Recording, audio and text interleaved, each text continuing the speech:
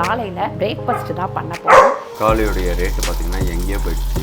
கல் தோசை, மெதுவடை, அதுக்கப்புறம் சாம்பார், ஒயிட் சட்னி, கார சட்னி. இதை முடிச்சுட்டு அம்மா எங்கே போகிறோம்? நம்ம பாரிஸ் போகிறோம். ரொம்ப நாளைக்கு அப்புறம் இப்போ காலையில் 5:30க்கு எந்திரிக்க ஆரம்பிச்சிட்டேன். நம்ம 5ஆம் மாதம் வந்து பூ முடிக்கல. அப்புறம் வந்து லாவணியாவை கேட்டுட்டு இருந்தீங்க எல்லாரும். நாளைக்கு இல்லை நாளானிக்கு வருவாங்கன்னு நினச்சிதா வந்து ரொம்ப சுட்டி ஆயிட்டாங்க. நான் அவ்வான்னு கூப்பிட ஆரம்பிச்சிட்டா. நல்ல ஒரு தோசை ரெடி ஆயிடுச்சு, ஒயிட் சட்னி, அதுக்கப்புறம் பார்த்தீங்கன்னா கார சட்னி, சாம்பார், வடை ரெடி ஆயிடுச்சு. தொலைஞ்சிட போறீங்கன்னு ஸ்டீ பாருங்க, அவாவுடைய புடவையை பிடிச்சிட்டு போயிட்டு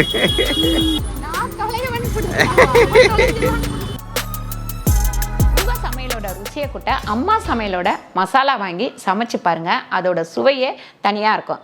நம்மளோட வெப்சைட் லிங்க் வந்து கீழே கொடுக்குறேன். வெப்சைட்டில் நீங்கள் ஆர்டர் போட்டுக்கலாம். நம்ம கிட்ட மசாலா, வத்தல், வடகம், ஊறுகாய், முறுக்கு மாவு, அதிர்ச மாவு, சீடை மாவு, இந்த மாதிரி எல்லா வகையான மாவு வகைகளும் நம்ம கிட்ட கிடைக்கும். வணக்கம், நான் உங்கள் அம்மா சமையல் மீனாட்சி. இன்னைக்கு காலையில் பிரேக்ஃபாஸ்ட் தான் பண்ண போகிறோம். என்ன பண்ண போகிறோம் அப்படின்னு பார்த்தீங்கன்னா கல் தோசை, அதுக்கப்புறம் மசாலோட மெதுவடை, மசால் வடை ஞாபகத்திலேயே இருக்கிறேன். மெதுவடை, அதுக்கப்புறம் சாம்பார், ஒயிட் சட்னி, கார சட்னி, இதுதான் பண்ண போகிறோம். ஆமாம், மினி டிஃபன், ஸ்வீட் இல்லை. அதனால் சிம்பிளாக பண்ணிடலாம். ஃபஸ்ட்டு நம்ம வந்து வடைக்கு எப்பவுமே இந்த அளவு தண்ணி 1 hour காலையிலேயே வந்து 6 மணிக்கு எழுந்தேன். 6 மணிக்கு எழுந்து ஃபஸ்ட்டு வீடு பெருக்கி வரலட்சுமி தொடச்சிருச்சு. ஏன்னு கேட்டிங்கன்னா இப்போ எக்ஸசைஸ் வேணும் அப்படின்றதுனால வீடு மட்டும் வரலட்சுமி பெருக்கி தொடச்சிட்ருக்குறாப்புல காலையில் டைமில்.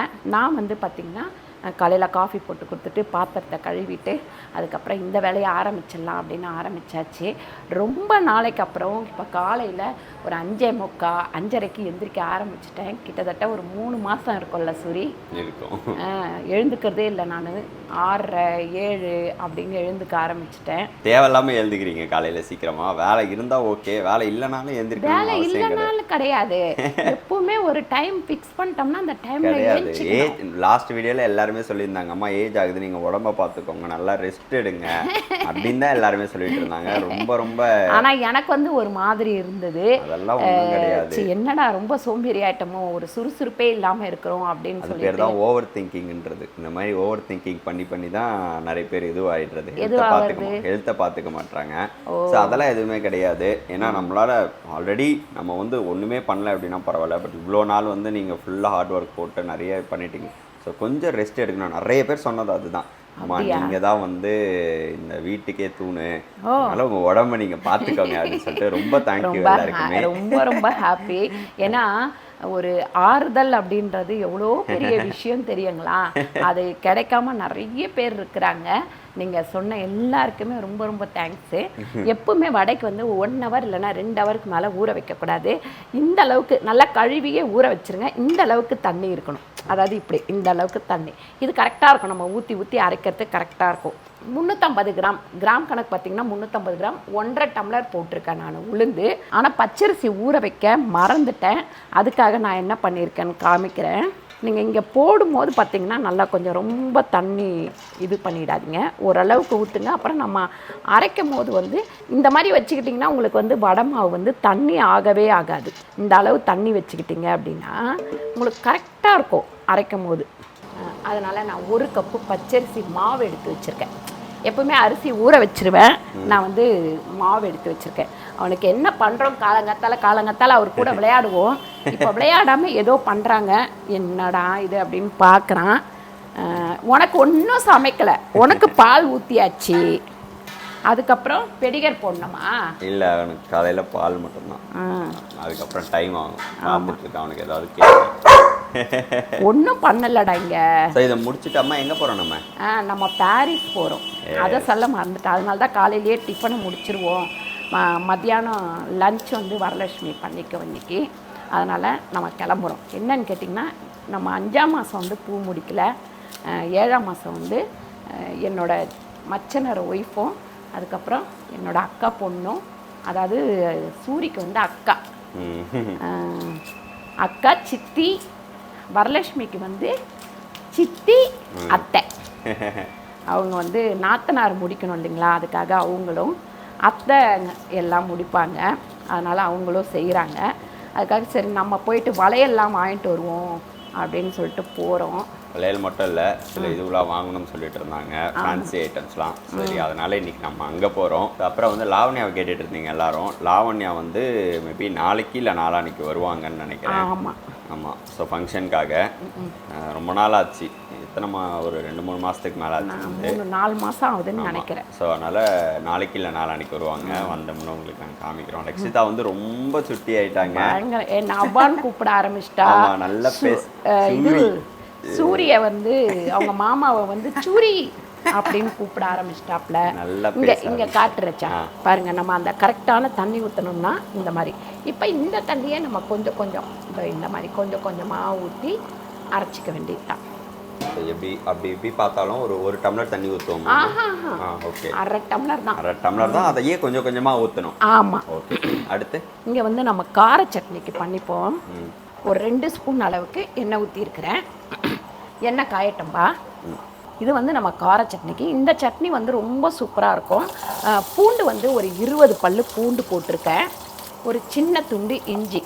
இது ஃபஸ்ட்டு வதக்கணும். ஒரு 7 காஞ்ச மிளகாய். அதுக்கப்புறம் தக்காளியை 2ஆக கட் பண்ணி போட்டுக்கலாம். நல்லா வதங்கணும், அதனால் 2ஆக கட் பண்ணி போட்டுக்கலாம். தக்காளியோடைய ரேட்டு பார்த்திங்கன்னா எங்கேயோ போயிடுச்சு. நம்ம கடைக்கு வாங்கலான்னு போனோம். நேற்று நான் கோயம்பேடு போயிருந்தேன். என்ன ரேட்டுன்னு பார்த்தீங்கன்னா 2000 ரூபாய் ஒரு பெட்டி. அதாவது பெரிய பெட்டி 2000 ரூபாய், சின்ன பெட்டி வந்து 1000 ரூபாய். வாங்கவே இல்லை, நான் வந்துட்டேன். அதை எங்கே எடுத்துகிட்டு வந்து நம்ம எவ்வளோ ரேட்டுக்கு போட்டு சேல் பண்ணுறதுன்னு சொல்லிட்டு. இதில் வந்து கொஞ்சமாக பெருங்காயம். இது வந்து சாம்பாருக்கு ஒரு 3 ஸ்பூன் அளவுக்கு எண்ணெய் ஊற்றிருக்கேன். எண்ணெய் கொஞ்சம் நல்லா காயட்டும். இப்போ உளுந்து வந்து நல்லா அரைப்பட்டுருச்சு. இந்த அரிசி மாவை போட்டுருவோம். மீதி இருக்கிற இந்த கொஞ்சம் தண்ணி இதுலேயே கல்லுப்பு போட்டுடலாம். கொஞ்சமாக கல்லுப்புங்களா? ஒரு அரை ஸ்பூன் அளவுக்கு கல்லுப்பு. ஓகே. அப்படியே எங்கள் சாம்பாருக்கு வந்து அம்மா பற்ற வச்சுருந்தாங்க, அது வந்து ஆஃப் பண்ணிவிட்டு அதுக்குள்ளே ஜூஸ் எடுத்துக்கோங்க. இதில் ஒரு அரை ஸ்பூன் கடுகு, ஜீரகம், அதுக்கப்புறம் பார்த்திங்கன்னா பெருங்காயத்தூள், அதுக்கப்புறம் கருவேப்பிலை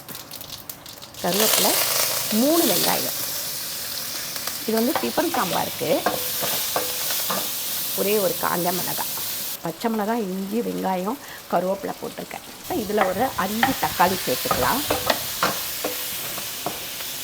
அப்புறம் மஞ்சத்தூள் 1/4 டீஸ்பூன். கல்லுப்பு பார்த்திங்கன்னா ஒரு 3/4 ஸ்பூன். டிஃபன் சாம்பார் பொடி ஒரு 2 ஸ்பூன்.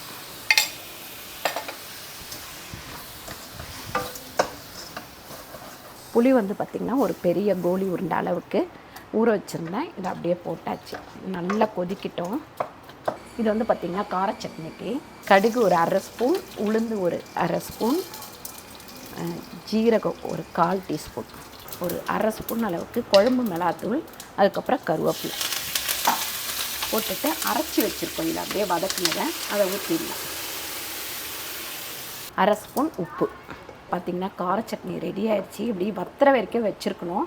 இது வந்து பார்த்திங்கன்னா சாம்பார். ரமேஷ் வந்து பேசிகிட்டு இருந்தாப்புல, அதுக்கப்புறம் பருப்பு எடுத்து அதில் ஊற்றிட்டேன். ஆமாம். தண்ணியெலாம் ஊற்றிட்டீங்களா? அளவே சொல்லீங்களேம்மா? இல்லை, பருப்பு வந்து 1.5 ரூபாய்க்கு, தண்ணி வந்து மறுபடியும் 3 டம்ளர் ஊற்றினேன். இங்கே வந்து ஒரு 4 பச்சை மிளகாய், குட்டியாக இஞ்சி, உப்பு அரை ஸ்பூன் போட்டிருக்கேன், ஒரு ஃபுல் தேங்காய்.